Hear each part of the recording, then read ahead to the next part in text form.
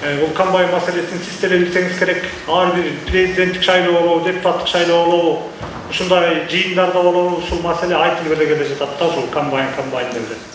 Өзгөрүш айылынын тургуну Рыспек Абдиев менчигиндеги 10 гектар жерин толук кандуу иштете албай келет. Ага айыл чарба техникасынын жетишсиздиги себеп. Мындан улам Теңир Тоо өнүктүрүү фондуна кайрылган. Бирок фонд бул багытка бербегендиги көйгөй жаратып келген. Эми бул сунуш Дубан башчынын колдуусу менен ишке ашмай болду. Ушул комбайндын жоктугунан дан эгиндери көпчүлүгү айдалбай келет бизде. Айдаса да аз айдайт. Кээ бир жылдары ушул чабылбай калган жылдары болгон, чабылбай кар басып жастын күнү анан чаап алган жылдар болгон да. Мунун алыштын да ар түрдүү жолдору бар экен, банк аркылуу анан өнүктүрүү фонду аркылуу. Биз ошол өнүктүрүү фондуна кайрылганбыз. Булар биздин сунушту алгач кабыл алган эмес.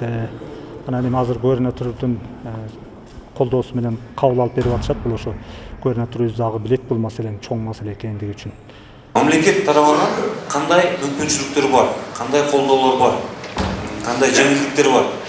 Ошол боюнча биздин ишкерлерге Жолугушуунун алкагында Теңир Тоо өнүктүрүү фонду тарабынан ишке ашкан долбоорлор, насыя алуудагы кепилдиктер, агро азык-түлүк кластерлерин туруктуу өнүктүрүү, жеңилдетилген туруктуу насыялар, насыя алууда кезекке туруунун талаптары, пайыздардын ченеми жөнүндө тийиштүү адистер тарабынан жергиликтүү тургундарга маалыматтар берилди.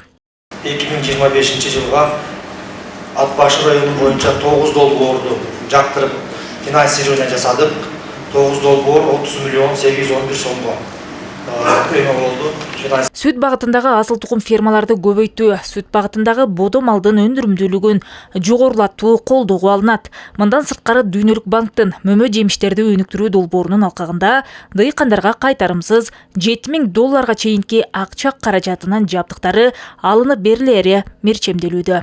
Мөмө жемиш питомунун аркасында дагы 25 кишини биз артына ошо башчысы кылып туруп, ошо 25 кишини бекер окуулар менен камсыз кылабыз. Ошо бекер окуунун артында ошол айылдын деңгээлинде ошол мөмө жемиштерге айтканда окуп билим алып, ошолорду иштетип, эртеңки күнү анан продукциянын көлөмүн чыгарыш керек да.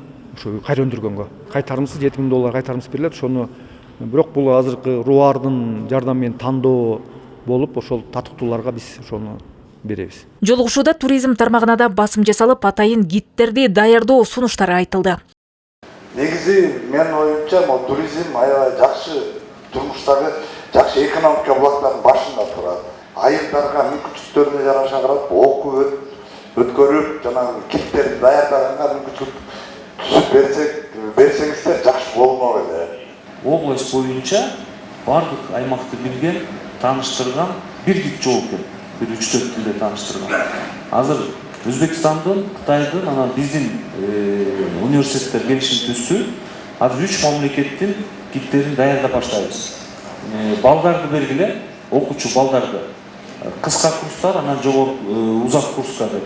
Балдарды дайындагыла биз ошол балдарды окутуп берели. Бирок алар ушул жерде иштеп берсин да.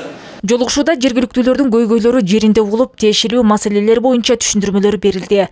Дубан башчы өз сөзүндө облустун аймагындагы аткарылган иштер тууралуу кыскача маалымат берип, мурда башталган курулуштарды аягына чыгарууга болгон аракеттер жасалаарын кошумчалады. Жазгулу Субалиева, Бексултан Жолдошбеков, Нарын жаңылыктары, Ат Башы району.